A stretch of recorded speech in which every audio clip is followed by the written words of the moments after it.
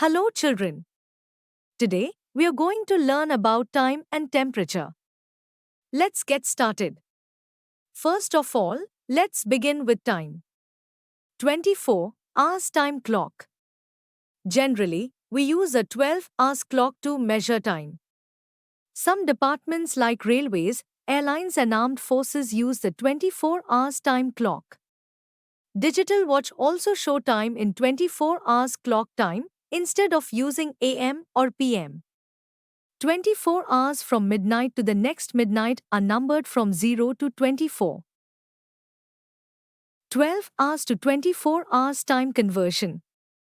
Have you ever wondered how to convert the time you're used to into a 24-hour format? Let's take a look at some examples.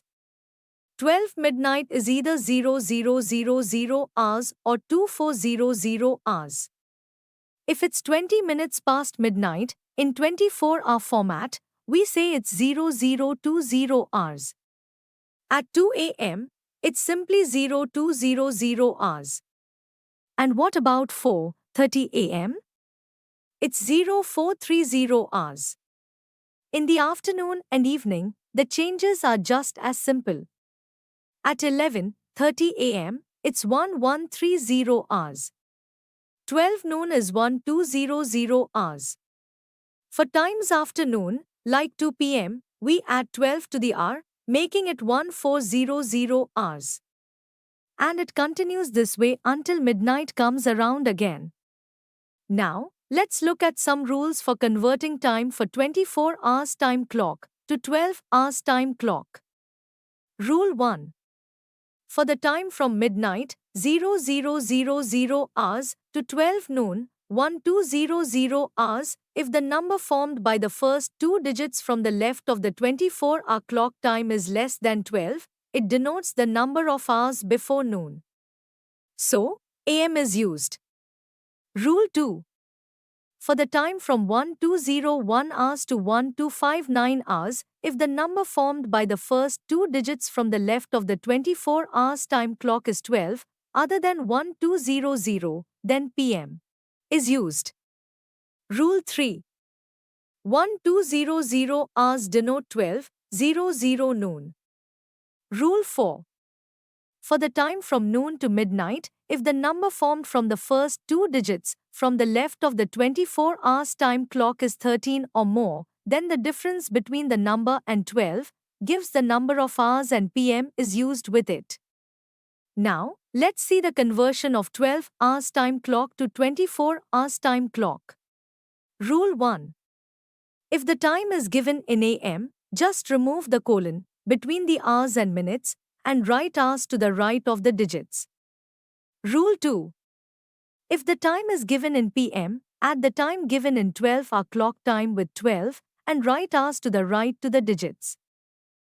Moving on, let's talk about the clock with 3 hands.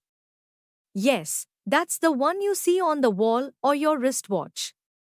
The longest hand is the minute hand, the shortest one is the hour hand, and the one moving the fastest is the second hand. When the minute hand is pointing at 12, it shows a full hour, and we call it o'clock. What's the time here? It's 9 o'clock. When the minute hand is on the right side of the clock, we say it is past. You can say it's a quarter past or it's 15 past. When the minute hand is on the left side of the clock, we say it is 2. You can say it's 22. What's the time? It's 4 o'clock. What's the time here? It's 2:30 or it's 2:30. What's the time here? It's 5:45 or it's 5:45. What's the time here? It's 10 to 7 or it's 6:50. Now, let's quickly talk about how we measure time or units of measuring time. One day has 24 hours. 1 hour has 60 minutes. And 1 minute has 60 seconds. We use AM to talk about the time from midnight until noon and PM from noon until midnight. Remembering these basic units will help you understand and tell time better. Operations on time.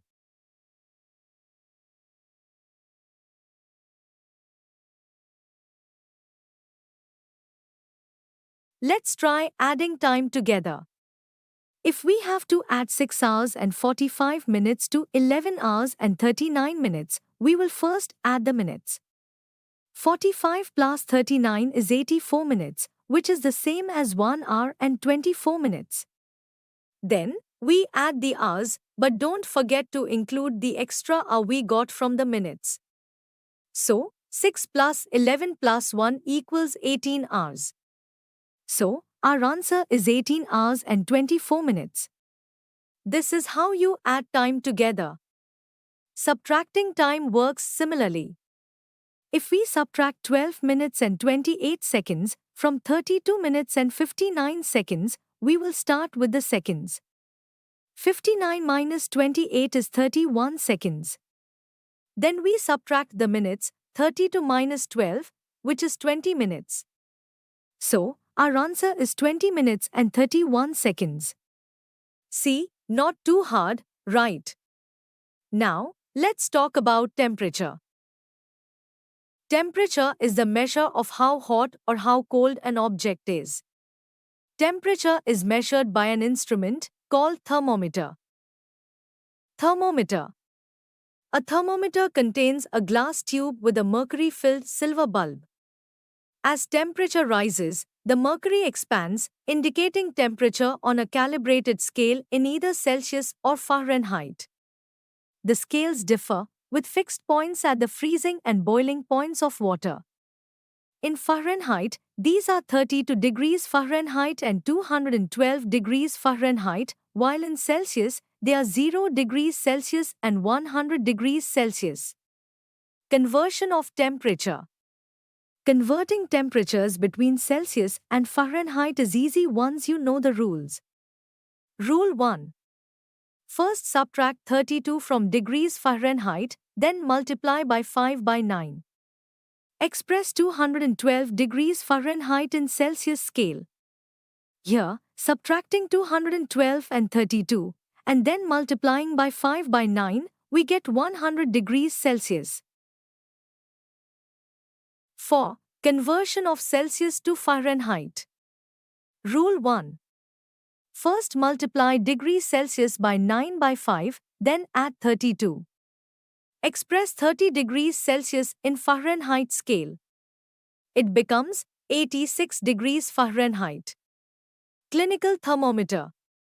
This thermometer measures human body temperature from 94 degrees Fahrenheit to 110 degrees Fahrenheit. Normal body temperature is 98.6 degrees Fahrenheit, 37 degrees Celsius. To use, place it orally or under the armpit. Shake it to below 98.6 degrees Fahrenheit before use.